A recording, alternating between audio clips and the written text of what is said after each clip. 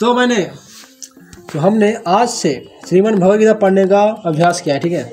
तो आज हमने पढ़ा क्या है, तो आज हमने पढ़ा कि कैसे पांडव और कौरवों के बीच में युद्ध का आरंभ हुआ।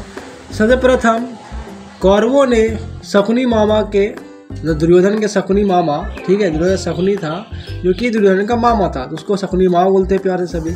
तो ठीक है, दुर्योधन के शकुनी मामा ने छल से चौसा के युद्ध में पांडवों के साथ बेईमानी करके पांडवों को हराया तथा और दुर्योधन ने पांडवों से बोला कि 12 वर्ष तक आपको वनवास करना पड़ेगा तथा 1 वर्ष तक अज्ञातवास करना पड़ेगा, मतलब टोटल से 13 वर्ष तक आपको वनवास करना है। तो पांडव सब जो थे वापस जंगल में चले गए, 12 वर्ष का वनवास किया, 1 साल का अज्ञातवास किया, ठीक है।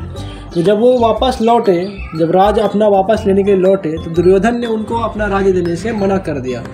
तब पांडव और कौरवों के बीच में युद्ध छिड़ा। तो पांडवों ने धर्म युद्ध लड़ने का फैसला किया एंड दोनों ने अपनी अपनी सेना खड़ा कर ली। तो युद्ध के आरंभ होने से पहले दोनों ने श्री कृष्ण के पास जाने का फैसला किया। तो जब श्री कृष्ण अपने भवन में सो रहे थे तो सर्वप्रथम दुर्योधन उनके घर गए, उनके भवन में गए।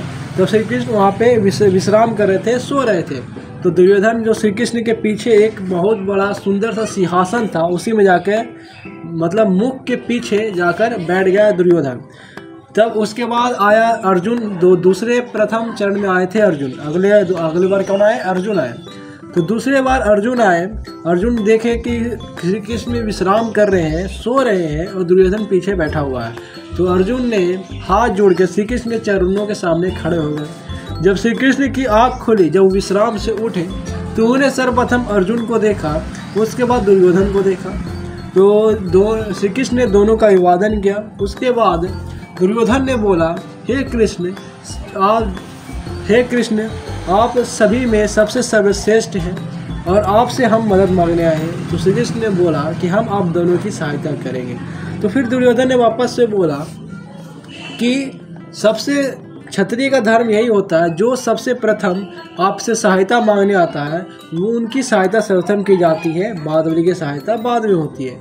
तो कृष्ण ने बोला कि दुर्योधन आपकी बात सत्य है, आप सर्वप्रथम आए और अर्जुन बाद में आए, लेकिन सर्वप्रथम मैंने अर्जुन को देखा और फिर आपको देखा।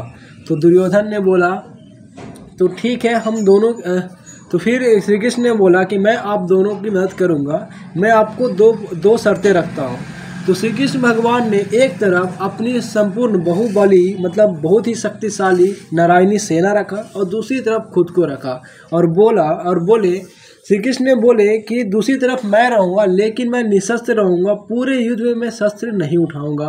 तो श्री कृष्ण ने बोल रहे फिर कि आप दोनों से जो अच्छा लगेगा वो आप ले सकते हैं। तो सर्वप्रथम अर्जुन को चुनने का अवसर मिला। तो अर्जुन ने सर्वप्रथम बोला कि हे नारायण, मैं आपको अपने साथ रखना चाहता हूँ, और दुर्योधन ने नारायणी सेना चुना। तो श्री कृष्ण ने, जब दुर्योधन चले गए, जब खुश होकर दुर्योधन जा रहे थे अपने महल, ये खुश होकर कि मुझे बहुत नारायण की सर्वशक्तिशाली, बहुबलीशाली, सर्वमान शक्तिशाली सेना मिल चुकी है, नारायणी सेना, अब तो हम ही जीतेंगे। यही खुश होकर दुर्योधन अपने भवन में लौट रहे थे।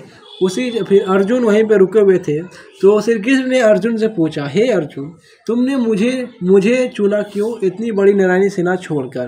तो अर्जुन बोले, श्री कृष्ण, हे कृष्ण, मैं आपसे सहायता मांगने आया हूँ, ना कि आपकी सेना से। तो श्री कृष्ण ये बात सुनकर खुश हो गए। उसके बाद ये सीन यहीं पे ख़त्म होता है। उसके बाद हमें देखने को मिलता क्या है, क्योंकि हमें देखने को मिलता है कि वेद व्यास जी धृतराष्ट्र के पास जाते हैं उनको दिव्य दृष्टि प्रदान करने, क्योंकि धृतराष्ट्र जो थे वो अंधे थे। धृतराष्ट्र अंधे थे। तो वही इसी को दिव्य दृष्टि प्रदान करने गए थे भगवान वेद व्यास जी।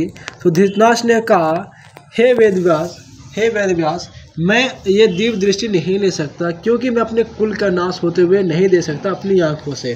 तो फिर वेद व्यास जी ने संजय को दिव्य दृष्टि प्रदान की और कहा, आप समस्त युद्ध को देख सकते हैं, जान सकते हैं, किसके मन में क्या चल रहा है वो आप जान सकते हैं। आप रात हो या दिन हो, सभी की बातें सुन सकते हैं, देख सकते हैं, समझ सकते हैं, सबकी इच्छा आप जान सकते हैं क्या होने वाला है, और ये होकर रहेगी और इसको कोई टाल नहीं सकता है। तो और आप कहीं भी थकेंगे नहीं, ठीक है, ये वेद व्यास जी ने कहा। तो उसके बाद संजय ने युद्ध देखा और पूरे जो युद्ध थे महाभारत के युद्ध टोटल से 10 दिन तक चला और युद्ध खत्म हो गया। तो उसके बाद संजय ने धृतराष्ट्र से आकर बोला कि युद्ध समाप्त हो गया और युद्ध समाप्त हो गया। उसके बाद से हमारा पाठ का शुरुआत होगा, जहाँ पे एक श्लोक आता है यहीं से। उसके बाद धृतराष्ट्र संजय से पूछता है कि हे संजय, तुम मुझे सारी बातें बताओ, क्या क्या युद्ध में हुआ और क्या क्या युद्ध में हुआ और क्या चल रहा था। उसके बाद संजय स्टार्ट करता है रन करना। उसके बाद श्लोक आता है, वहां से आरंभ होगा। धर्म क्षेत्रे कुरुक्षेत्रे समवेता युयुत्सव माम कहा पांडवा सच्चवे किम कुवर्त संजय।